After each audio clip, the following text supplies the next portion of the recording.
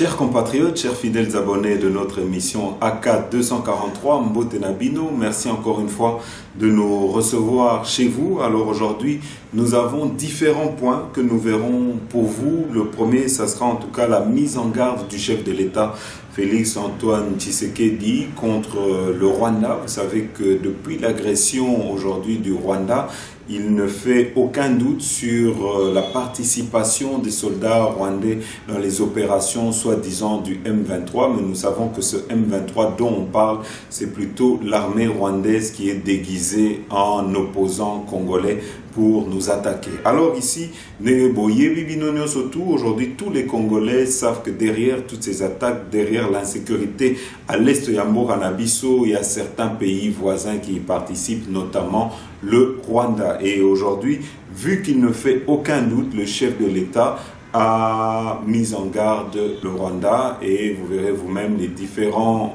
décisions qui ont été prises pour contraindre le Rwanda à arrêter l'agression qu'elle est en train de faire contre notre pays. En tout cas, ici, je crois que tous les Congolais aujourd'hui sont unis, tous les Congolais sont prêts à faire face à notre ennemi commun qui est le Rwanda qui nous agresse et d'autres pays de la région. Mais tout ça en tout cas, il commence à se dévoiler petit à petit. C'est ainsi que nous avons par exemple vu les différents tweets menaçants du fils de M. Museveni qui est en train de mettre en garde les Congolais contre toute menace contre le Rwanda. Alors, ici, en deuxième point, nous vous mettrons la réaction de la Benchole. En tout cas, je tiens à féliciter la plupart de ces mouvements, de ces regroupements, de ces confessions religieuses qui aujourd'hui sont tous unis, vent debout contre l'ennemi commun qui est le Rwanda. Aujourd'hui, c'est tous les Congolais qui sont en train de s'unir derrière le chef de l'État pour désigner le Rwanda et pour dénoncer les agressions multiples dont le Rwanda est en train de commettre au Congo depuis plus d'une vingtaine d'années déjà maintenant. Alors, nous vous mettrons la réaction de la Benchole dont nous félicitons. Ici, vous savez que nous avons et nous sommes régulièrement critiques envers les jeunes des mouvements citoyens, mais en troisième point, je crois que quand la nation est en danger, je crois que nous ne devons pas être divisés, nous devons former un bloc, nous devons être unis contre notre adversaire. C'est ainsi que devant ce relent patriotique de nos jeunes frères, je crois que nous devons les soutenir et nous devons les appuyer parce que aujourd'hui c'est notre nation qui est en danger, aujourd'hui c'est notre nation qui est menacée. Ici ils appellent à une manifestation devant la gare centrale ce lundi. Je crois qu'il appartient à tout Congolais de répondre présent. Nous ne devons plus regarder nos petites querelles, nos chamailleries. Je crois que nous sommes Congolais et nous aurons le temps de régler nos problèmes entre nous. Nous nous asseyerons entre nous pour régler nos problèmes. Ici, j'ai appelé et nous continuons en tout cas à conscientiser la plupart de nos politiques pour mettre leurs divergences de côté. Ici, c'est notre pays qui est menacé. Et donc, la personne qui va gagner ou les dividendes de cette union, ça sera pour le peuple congolais, ça sera pour notre nation. Je crois que chacun doit ravaler, doit mettre de côté ses égos personnels pour défendre notre nation, pour défendre notre pays qui est en danger, et cela déjà depuis plusieurs années. Et si nous continuons en tout cas dans nos divergences, dans nos divisions, c'est l'ennemi qui va profiter de nos querelles pour nous affaiblir. Et donc ici encore une fois, Église catholique, les mouvements citoyens qui ont eu un sursaut patriotique, je crois que ça mérite notre soutien. En quatrième point, nous vous mettrons les actions militaires sur le terrain. Vous verrez vous-même comment le M23 a été défait. Vous verrez comment les militaires de M. Kagame ont été capturés. Vous verrez vous-même comment nous avons pu récupérer la plupart de matériel militaire qu'ils ont abandonné lors de leur fuite. En tout cas, une chose est sûre, aujourd'hui, le moral de notre armée, elle est bonne. Nos troupes sont confiants et nous tous, nous devons aujourd'hui soutenir notre armée. Nous devons tous être derrière nos FARDC. Alors, ça sera l'occasion pour vous de constater la température sur le terrain. Vous savez que le M23 tente, au-delà leur défaite, d'essayer de faire croire qu'ils ont pris possession de certains territoires. En tout cas, sachez que tout ça c'est faux. Aujourd'hui, ils sont en débandade, ils ne sont nulle part, ils sont dans aucun territoire et je crois que nous devons continuer à nous mettre derrière notre armée, nous devons nous mettre derrière notre pays, nous devons nous mettre derrière le chef de l'État, Félix Antoine Tshisekedi. En cinquième point, et nous terminerons par là, c'est la réaction aujourd'hui honteuse du FCC pro-Kabila, parce que vous savez que nous avons le FCC qui a rejoint l'Union Sacrée, qui sont aujourd'hui derrière le chef de l'État, et nous avons les quelques fidèles que Joseph Kabila a gardés autour de lui, et aujourd'hui, ils n'ont pas honte de dire que la situation actuelle, c'est à cause du leadership du chef de l'État, Félix Antoine Tshisekedi, alors que c'est eux qui sont à la base de la situation dans laquelle nous sommes aujourd'hui. C'est eux qui ont affaibli notre armée, c'est eux qui ont caporalisé notre armée, c'est eux qui ont clochardisé notre armée, c'est eux qui ont fait tout pour que notre armée ne soit plus une armée telle qu'elle était. Et donc, je crois qu'ils devraient plutôt se taire aujourd'hui et plutôt peut-être observer ce qui est en train de se passer, observer cet élan patriotique des Congolais. Et ici, nous vous mettrons en tout cas les éléments qui vous permettront de voir que la trahison, si nous devons parler d'une trahison, venait plutôt du PPRD. C'est ces gens-là qui ont fait de la plupart de ces soldats et militaires de l'armée rwandaise des Congolais. C'est eux qui ont fait de Bosco Tanganda des Congolais. C'est eux qui les ont fait rentrer au sein de notre armée. Si aujourd'hui notre armée a été infiltrée par nos voisins, c'est à cause du PPRD, c'est à cause du camp de M. Joseph Kabila, et nous vous mettrons ces éléments pour que vous ne puissiez pas oublier. Vous devez savoir que avant que nous puissions arriver au pouvoir, quand nous étions en train de manifester, quand l'opposition était en train de manifester, vous vous souviendrez vous-même que c'était M. Joseph Kabila qui avait encore une fois recruté le M23 pour s'attaquer aux manifestants et pour tirer à vue sur tout manifestant qui allait être contre sa réélection. Et donc ici, ça ne sert à rien à ces gens-là de falsifier l'histoire. Si aujourd'hui, ils sont là paisiblement, ils ne sont pas poursuivis malgré les nombreuses trahisons qu'ils ont fait envers notre pays, je crois qu'ils devraient plutôt se calmer, ils devraient plutôt faire tout pour qu'on puisse les oublier que plutôt d'essayer de se prévaloir comme aujourd'hui des donneurs de leçons. Alors, avant de commencer notre émission, tu la nos vidéos et la kisa où ils ont expliqué comment faire pour nous soutenir biso, mais appuyez toujours sur le bouton j'aime, ça permet de rendre nos émissions plus visibles auprès de nos autres compatriotes. Alors tu nos vidéos Bolanda. Chers compatriotes, vous n'êtes peut-être pas encore membre de la grande famille de tous les abonnés de RDC Source Info. Pas de panique. Il n'est pas trop tard, je vous invite à appuyer sur le bouton abonner. Appuyez également sur le bouton notification. Ça vous permettra, lorsque une de nos émissions sera mise en ligne, vous serez directement informé par YouTube. N'oubliez pas d'appuyer sur le bouton j'aime, ça nous donnera une bonne cotation auprès de YouTube et ça rendra nos émissions plus visibles auprès de nos autres compatriotes. Donc je répète, nous avons 3 actions à faire. Le premier, abonnez-vous. Deuxièmement, appuyez sur le bouton notification. Et troisièmement, appuyez sur le bouton j'aime.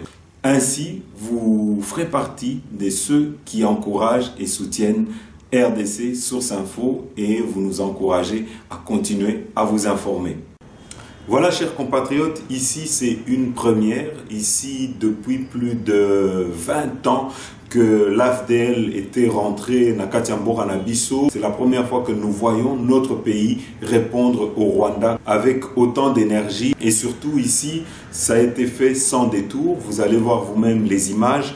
Ici, en tout cas, on pointe du doigt le Rwanda. Ici, nous avons toutes les preuves que c'est le Rwanda qui nous attaque. Mais encore une fois, Bandeko, nous devons faire très attention à beaucoup de choses. C'est que les Rwandais sont des manipulateurs. C'est des gens qui essayent toujours de falsifier l'histoire, qui essayent toujours de mentir. Aujourd'hui, nous savons que l'FDLR n'existe quasiment plus. Nous savons que ces gens-là, en tout cas, n'ont jamais été une menace pour le Rwanda, puisque depuis plus de 30 ans, Tous ces gens qui combattaient pour les FDLR sont déjà des vieux, sont déjà des gens fatigués et n'ont pas pu en tout cas se reconstituer. Et nous avons vu avec les différentes opérations qui avaient été menées par l'armée rwandaise sur le sol congolais, eux-mêmes avaient décimé le FDLR. Mais aujourd'hui, ils essayent de nous faire croire que c'est grâce à des opérations conjointe entre l'armée FARDC et les FDLR. C'est comme ça qu'il y a des attaques contre leur position, que c'est ainsi qu'on est en train de kidnapper leurs militaires. En tout cas, Nyosoana, c'est pour essayer de se justifier auprès de la communauté internationale. Ici, Bandeko Mingi va comprendre quitter quand le président Félix Antoine Tshisekedi, à son arrivée au pouvoir, il a d'abord cherché à mettre la paix entre nous et nos voisins. Il ne le faisait pas parce qu'il avait un amour particulier envers eux, mais plutôt il le faisait, c'était une forme de stratégie.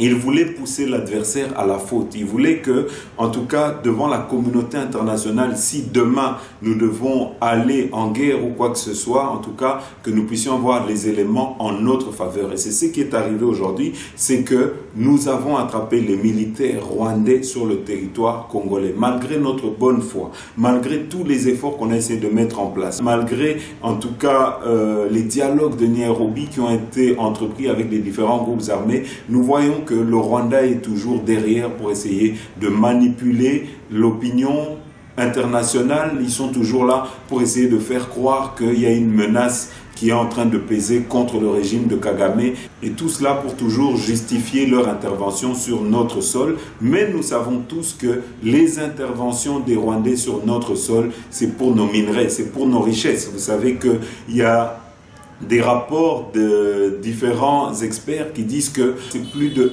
3 milliards de dollars que l'Ouganda gagne avec l'or du Congo, et le Rwanda, c'est plus de 2 milliards annuels qu'il gagne avec l'or du Congo et le cobalt et tout le reste. Donc, en tout cas, le Congo, c'est un territoire juteux pour eux et ils ne sont pas prêts à renoncer en tout cas à cette manne qu'ils ont et qu'ils gagnent au travers du Congo. Et c'est ainsi que si vous regardez, le tas de siège est en train de faire mal, et tout ce que vous voyez aujourd'hui comme agitation, c'est à cause de l'état de siège. C'est parce que l'état de siège aujourd'hui est en train de réduire la plupart des affaires au Babanda Kosala Awa, la plupart des trafics qu'il faisait ici. Il bénéficiait quand le Congo était dans le chaos, quand l'Est Yamboganabiso et Zalaki sous contrôle et étaté, ça leur permettait de sortir frauduleusement nos minerais, ça leur permettait de profiter de nos richesses. Mais Lelo, en tout cas, le chef de l'État a voulu mettre un terme à tout ça, et c'est ainsi que vous voyez les agitations que vous êtes en train de voir ces derniers jours. Mais ça nous a permis en tout cas de mettre à nu leur jeu dangereux, ça nous a permis en tout cas de les confondre auprès de la communauté internationale. Et donc ici, aujourd'hui, la raison est de notre côté, et pour Nabatu Oyo Babana comprendre tes stratégies à chef de l'État ou Babana comprendre politique n'a été, en tout cas aujourd'hui, nous y sommes. Après la plupart des efforts du chef de l'État diplomatique aujourd'hui, il ne fait plus aucun doute que le Rwanda et l'Ouganda ne sont pas prêts à voir le Congo dans la paix. Et donc ici, Torotier Labino, mise en garde, il y a un gouvernement Nabiso, Bolanda. Les effets militaires retrouvés sur place, les images détenues par nos forces armées, ainsi que les témoignages recueillis auprès de nos populations, démontrent à suffisance que le M23 est soutenu par l'armée rwandaise. Cette attitude récidiviste vise clairement à torpiller nos efforts de pacification engagés dans le cadre du processus de Nairobi. En conséquence, le Conseil supérieur de la défense tire les conclusions ci-après.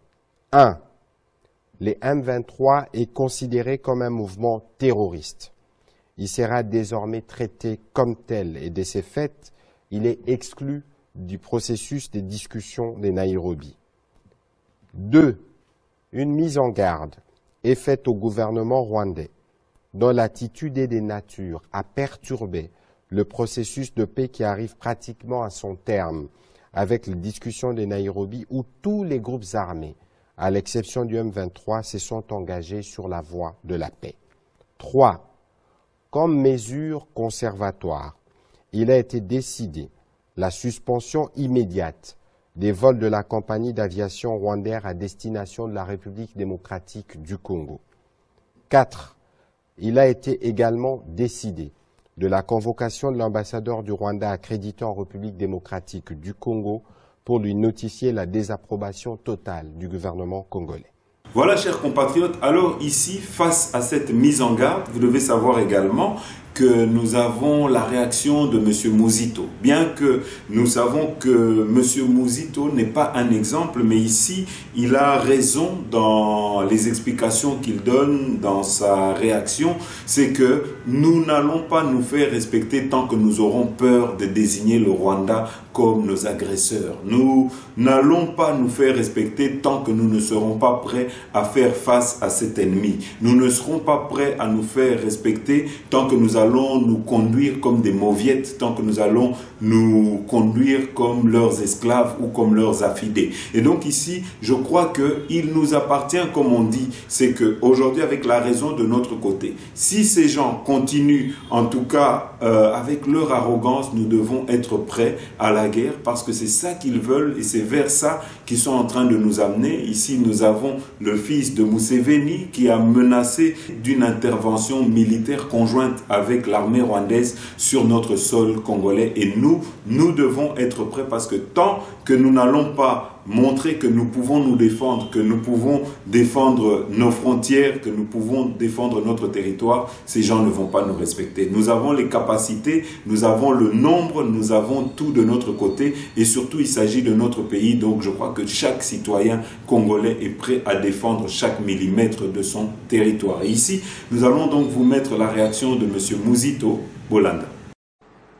Mon opinion et que la solution à l'est du pays, c'est d'abord une solution de la défense et non pas une solution sécuritaire.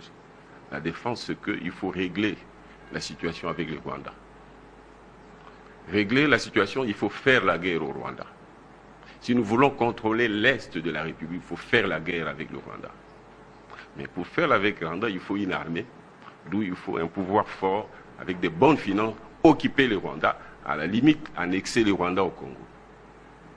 La solution pouvait se trouver dans le cadre de la CPGL. Tant qu'on ne fera pas la guerre au Rwanda, on ne mettra pas fin aux questions de sécurité. Donc il faut d'abord la défense. La défense, c'est l'option de la défense qui nous permet d'avoir des solutions sur le plan sécuritaire. Il faut faire la guerre au Rwanda, occuper le Rwanda, administrer le Rwanda, annexer le Rwanda. La CPGL ne peut se faire qu'à ces prix-là. Les Rwandais, l'élite rwandaise aime tellement le Congo, les richesses du Congo, qu'elles viendront. Exploiter ça avec nous dans le cadre de la CPGL, après qu'on ait réglé. Comment vous pouvez, vous, élite congolaise, vous journalistes, penser qu'il est normal que les Rwandais influent sur la politique congolaise? L'Ouganda influe sur la politique congolaise en disant nous voulons tel plutôt que tel, ainsi de suite. Et que nous ne sommes pas en mesure de dire qui nous voulons comme président au Rwanda. C'est parce que nous sommes faibles. Les premiers défis, il faut les lancer à nous-mêmes. Tant que nous n'aurons pas une armée, et nous n'aurons jamais d'armée si on n'a pas une bonne économie et par conséquent de bonnes finances, pour être en mesure de financer notre armée. Le Rwanda va se discipliner de lui-même. Nous pourrons faire la paix déjà en organisant notre État. D'où les principes de la solidarité qui doit caractériser nos rapports au sein du peuple, au sein de la classe politique. D'où la nécessité d'avoir un pouvoir légitime capable d'organiser l'économie, d'avoir de bonnes finances et d'être capable de financer une armée pour que les Rwandais se disciplinent. Tous nos voisins qui nous importunent. L'intégration sous-régionale qui est une nécessité. Qui aurait pu faire que les Rwandais viennent au Congo par la grande porte? Pourquoi les Chinois, les Asiatiques, les Indiens peuvent venir investir dans notre pays, pas les Rwandais, pas les Ougandais? Pourquoi pas? Ce sont les Africains et les Congolais, de manière générale, nous sommes africanistes. Les Rwandais peuvent venir investir, exploiter. D'ailleurs, les 10 000 ou les 5 000 ou 8 000 kilomètres carrés qu'ils veulent avoir et qui n'auront jamais, en tout cas qui n'auront pas dans la paix. Et la guerre sera longue et peut-être éternelle. Ils ne l'auront jamais. Mais ce 10 000, c'est peu par rapport à ce qu'ils peuvent avoir en venant au Congo, Mais pour cela, il faut qu'un Congo solide qui sécurise les intérêts des communautés, qui sécurise les intérêts des citoyens, qui sécurise les intérêts, y compris des Rwandais, des Angolais et tous les autres compatriotes africains qui peuvent venir au Congo. Il n'y a que dans la paix, il n'y a que dans les respects mutuels, il n'y a que dans la sécurisation des intérêts des communautés locales, congolaises, rwandaises et autres, que nous pouvons travailler ensemble et mettre à la disposition de l'Afrique, nous Congolais, tout ce que nous avons comme opportunité, mais aussi profiter des opportunités qu'il y a au Rwanda. Pourquoi pas? Alors, pour obtenir ça, il faut faire la guerre au Rwanda. Ce n'est pas en pleurnichant. Peut-être que cette guerre-là ne sera pas nécessaire si déjà nous montrons que nous sommes forts, nous Congolais, et que nous avons la cohésion entre nous. Les Rwandais pourront venir s'installer au Congo, faire le commerce, exploiter les richesses minérales, faire de sorte que les Rwandais qui sont nos frères, parce que nous, moi j'ai étudié avec des Rwandais, je ne savais même pas.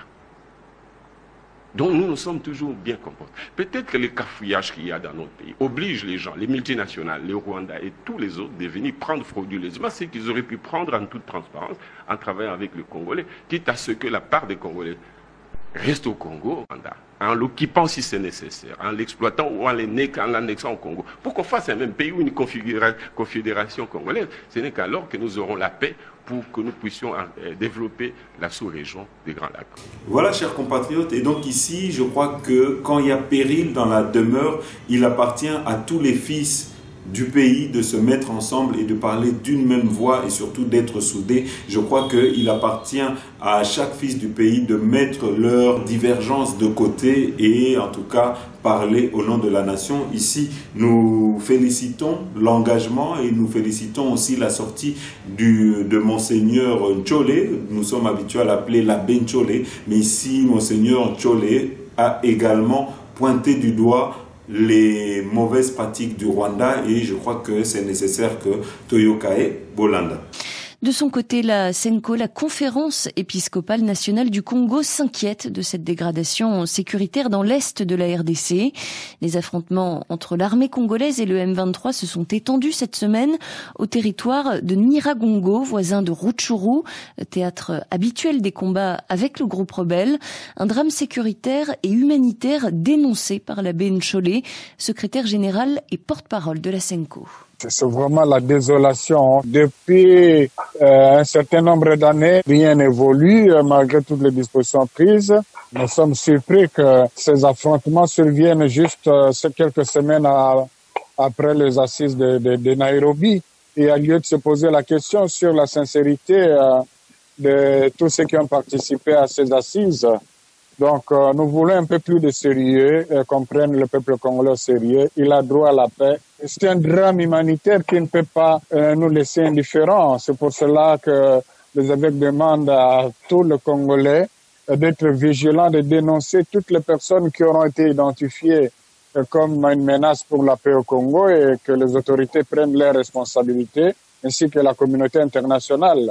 Je crois que là aussi, il y a un peu de complaisance parce que on sait que de par le monde, il y a des situations où la communauté internationale a été beaucoup plus déterminée. Pourquoi pour nous, ça doit traîner comme ça? L'abbé Donatien Ntcholé, secrétaire général et porte-parole de la SENCO, joint par Nadia Ben Mafoud. Voilà, chers compatriotes, ici, face au sursaut patriotique, il y a des jeunes Nabiso, les jeunes des mouvements citoyens, que nous dénonçons que la plupart de ces jeunes sont manipulés, sont instrumentalisés par des lobbies étrangers. Ils doivent savoir, ces jeunes, que c'est ces mêmes lobbies étrangers qui sont en train de faire que Tozomona arrogance, il y a Rwanda. Et donc, ces jeunes doivent plutôt se désolidariser Nabatu Oyo, Bape Sarabango, Bambongo, Oyo, Sarabango, parce que derrière tout ça, il y a une manipulation, il y a un agenda caché. Donc, ici, Balobi, lundi, manifestation pour Nambour Anabiso, et je crois que nous devons tous être présents, nous devons tous, en tout cas, nous soutenir et nous devons, en tout cas, nous mettre ensemble pour des actions communes et pour parler d'une seule voix pour notre pays. Donc, ce lundi, il y aura une manifestation devant la gare centrale ici à Kinshasa. Tozo Tielabino communiqué Nabango, Bolanda. Appel à la mobilisation nationale. Suite aux propos du ministre congolais des Affaires étrangères, désignant explicitement le Rwanda comme son agresseur principal, nous, mouvement citoyen, avons décidé de lancer une série d'actions de protestation et de résistance.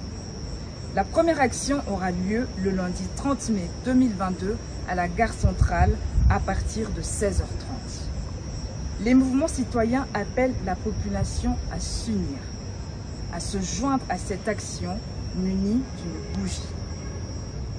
Nous appelons tous les leaders politiques, religieux, communautaires, culturels, universitaires, les étudiants, les défenseurs des droits humains, les Wewa, les parlementaires, les médias ainsi que toutes les personnes solidaires, peu importe leur couleur politique, à se mobiliser et à participer à ce rassemblement national. Cette action sera suivie d'un sit-in devant l'ambassade du Rwanda à Kinshasa le mercredi 1er juin 2022 afin de demander la rupture des relations diplomatiques avec le Rwanda et l'expulsion de l'ambassadeur négationniste Vincent Karega. Nous exprimons notre soutien aux femmes et aux hommes qui se battent au front pour le Congo. Nous demandons à toute la population de soutenir par des messages photos de solidarité accompagnés du hashtag Stop Kagame Now, Stop Kagame Sikoyo, fait à Kinshasa le 27 mai 2022. Pour les mouvements citoyens, je cite Lucha, Filimbi, Forum citoyen, Congolais mérite mieux, Mouvement Justice en Action, Synergie Bilingue, Urgence panafricaniste, Ekoki et Vigilance citoyenne.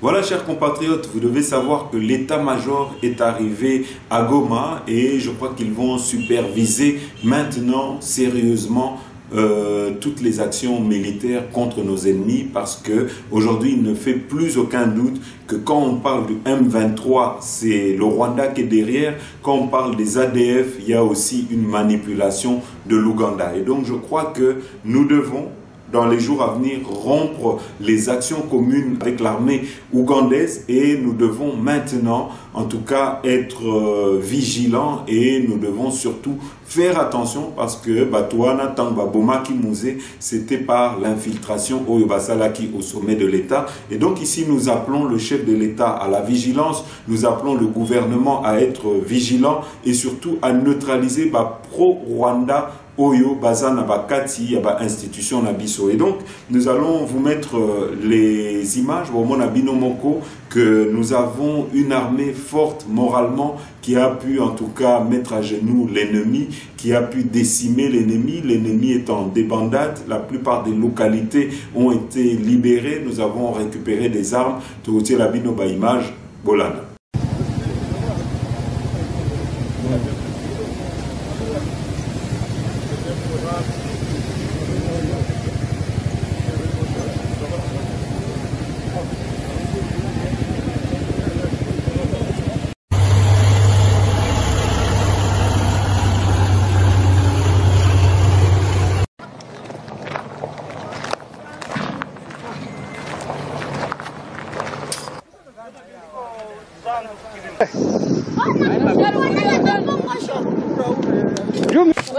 Nabi mapantaro. Ona mi Patrick ko ni zongoro. Na ma secret zi.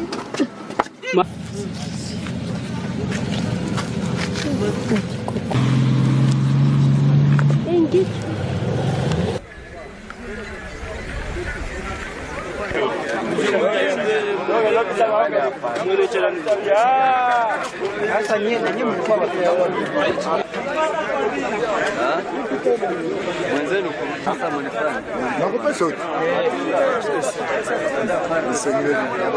Ils ont pris la fuite vers le parc national de Virunga, et probablement vers le Rwanda et d'autres vers l'Ouganda. Nous sommes en train de faire le ratissage à l'intérieur des limites nationales pour voir s'ils ne se cachent pas encore dans les forêts.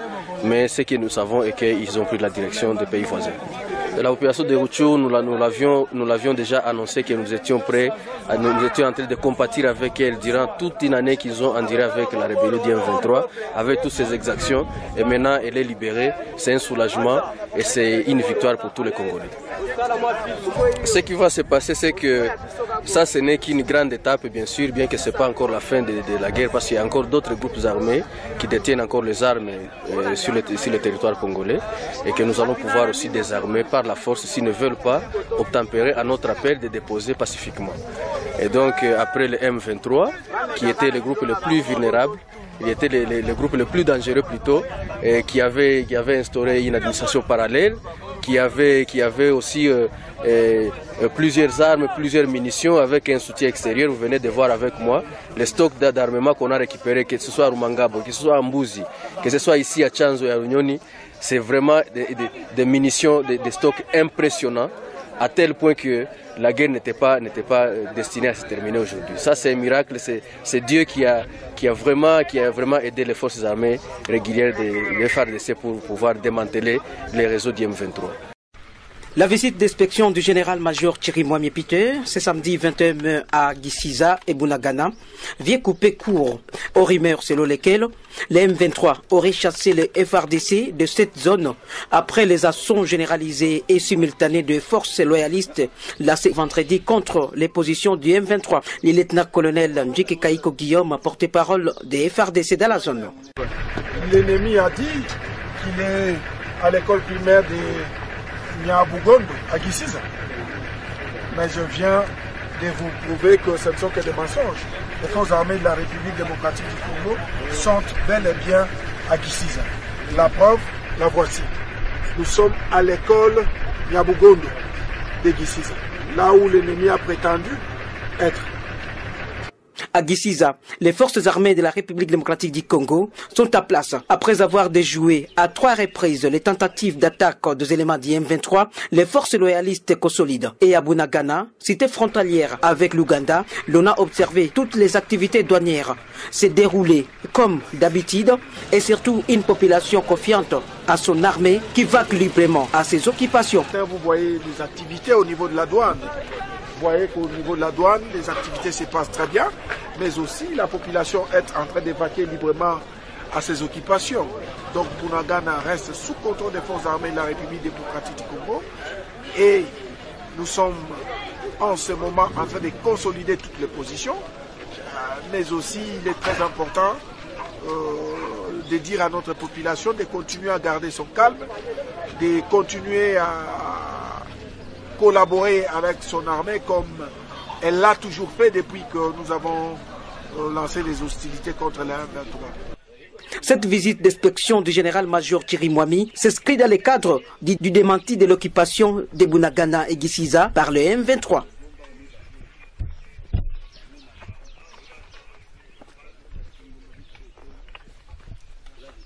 Voilà, chers compatriotes, aujourd'hui, la situation actuelle, si nous avons plus de 10 millions de morts, vous devez savoir, c'est à cause des alliances de l'AFDL. C'est à cause de l'alliance qui avait été faite par M. Mouzé Kabila et qui a été perpétuée par M. Joseph Kabila. C'est avec la plupart des alliances et des accords qu'ils ont signés avec le CNDP devenu M23, dans lequel ils les ont même naturalisés congolais, dans lequel des troupes rwandaises ont été naturalisées congolais. C'est à cause de la plupart de ces accords que nous sommes dans les situations Oyo Yalelo. Vous devez savoir qu'aujourd'hui, Bandeko, nous n'avons pas à rougir. Nous devons le dire sans crainte, c'est que nous avons un territoire, nous avons un pays immensément riche. Et le jour où les Congolais vont se mettre ensemble, je crois que toute notre population sera l'une des populations les plus riches au monde. Nous n'aurons rien à envier à l'Arabie Saoudite, nous n'aurons rien à envier à Dubaï, nous n'aurons rien à envier à aucun pays de la terre parce que nous avons toutes les richesses. Nous avons le pétrole,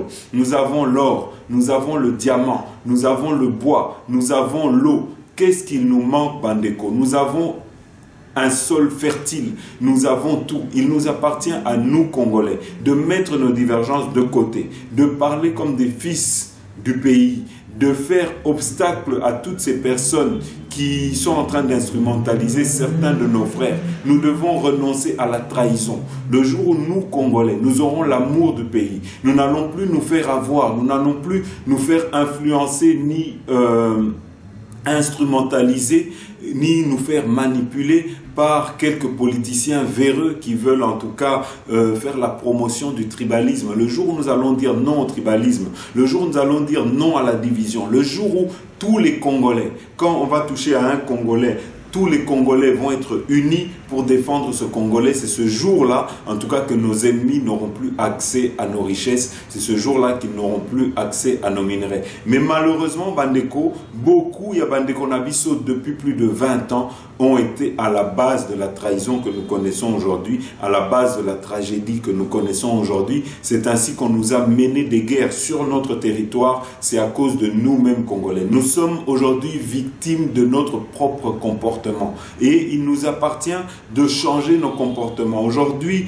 nous pouvons le dire, la corruption est institutionnalisée. Aujourd'hui, c'est à tous les niveaux du pouvoir. Nous avons vu que le chef de l'État a mis plus de 40% du budget de l'État pour l'armée, mais nous avons encore certains militaires qui détournent les rations de nos militaires. Nous avons le chef de l'État qui envoie régulièrement l'argent pour l'effort de guerre. Nous avons certains officiers qui détournent cet argent. Nous avons certains officiers qui vendent nos armes à l'ennemi, qui vendent les armes aux ADF, qui coopèrent avec les ennemis Yambor Nabiso, et je crois que cela doit cesser. Nous avons eu il n'y a pas longtemps un séminaire qui a été organisé par le chef de l'État pour rappeler nos officiers à l'ordre. Et j'espère que cela va changer. Mais ici, nous devons le dire et nous devons vous rappeler que tout le malheur que connaît le Congo, c'est à cause de l'ancien régime de M. Joseph Kabila. Et ici, nous allons vous mettre un des professeurs qui faisait état de cette trahison, Bolan. Parce que les données, nous en avons à revendre. Vous connaissez le fameux accord du 23 mars 2009 entre le Congo et Kundabatware, le CNDP. L'accord reconnaît aux Rwandais le droit d'être congolais et de participer à la vie politique congolaise, d'être candidat et d'être élu. Nous avons signé cet accord. La partie congolaise a été représentée par M. Raymond Tshibanda, à l'époque ministre de la Coopération, et Obasanjo, qui était témoin de la communauté internationale, lui a posé 3 fois la question. Est-ce que vous acceptez de signer un tel accord? Il dit oui, 3 fois. Obasanjo a réagi, votre pays aura... Déjà, en décembre 2016, des témoins parlaient de rebelles au sein des forces d'ordre congolaises qui ont réprimé les manifestants contre le président Joseph Kabila. Ce lundi, l'ONG américaine Human Rights Watch va plus loin et révèle dans son rapport que des ex-rebelles du M23 étaient recrutés par l'armée. Les précisions de Laurie Fachot. Coup de tonnerre ce lundi. L'ONG Human Rights Watch accuse Joseph Kabila d'avoir recruté des anciens combattants du M23 pour qu'ils répriment les manifestations de l'année dernière. 62 personnes sont mortes alors qu'elles réclamaient le départ de Joseph Kabila, qui refusait alors de quitter le pouvoir après son 2e et dernier mandat autorisé par la Constitution. Nous avons fait plus de 120 entretiens, y compris avec des commandants, des combattants et des leaders politiques de M23.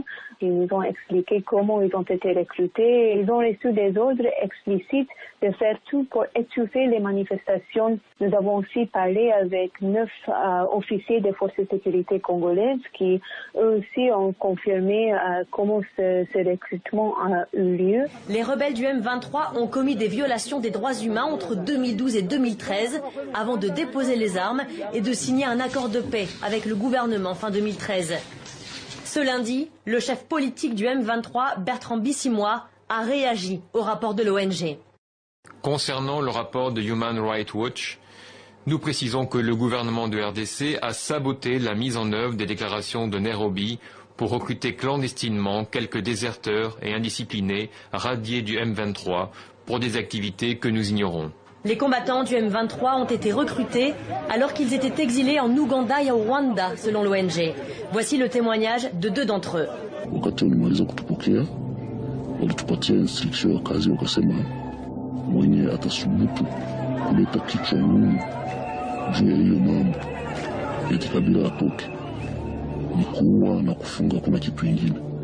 Nafasi kwenye tulikuwa tunakuta kikundi ya watu 5 au zaidi ya wale tulikuwa tukiwakamata. Merci na bino nyonso tu bolanda kibiso. À très bientôt.